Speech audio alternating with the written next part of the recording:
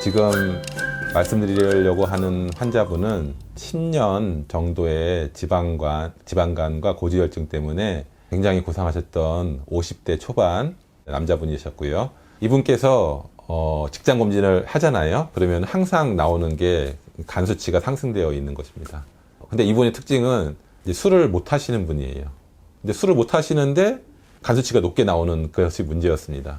그리고 직장 일을 하다 보니까 스트레스 받고 또 야근하고 과로하고 특히 40, 50대 직장 남자분들이 그렇잖아요.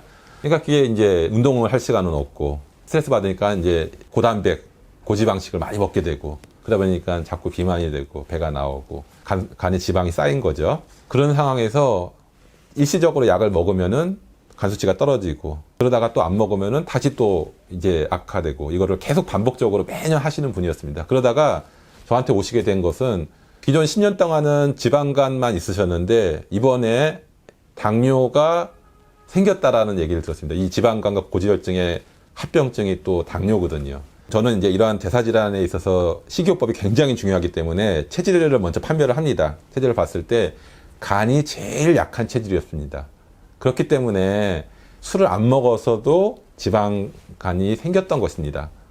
그래서 이제 체질 감별을 하고 또 제가 쓰는 방법이 뭐냐면 간이 약한 환자분들한테 해독 치료를 하거든요. 그래서 매주 해독 치료를 병행했습니다. 그리고 체질 감별된 체질에 따라서 식이요법을 지도를 했고 침을 놨고요. 이분은 이제 직장인이니까 바쁘잖아요. 그래서 치료가 일주일에 한 번밖에 못 오셨어요. 하여튼 그렇지만 이제 절박한 목표 때문에 식이요법을 아주 잘 했습니다. 그리고 제가 썼던 방법이 밀싹이거든요. 밀싹을 이제 생즙으로 만들어서 매일 한 100cc 정도 제가 복용케 하거든요. 이제 이 밀싹의 효능이 간을 해독하고 혈액을 정화하고 혈관을 부드럽게 하고 이런 성인병의 대사질환에서는 굉장히 좋은 치료 효과를 가지고 있습니다.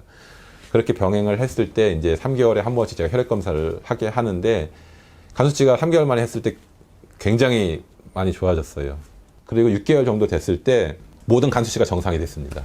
당연히 혈당도 당연히 정상이 됐고 당화혈색소도 정상이 됐고 간 수치, ALT, AST 다 정상이 됐고 감마GT 다 정상이 됐고요.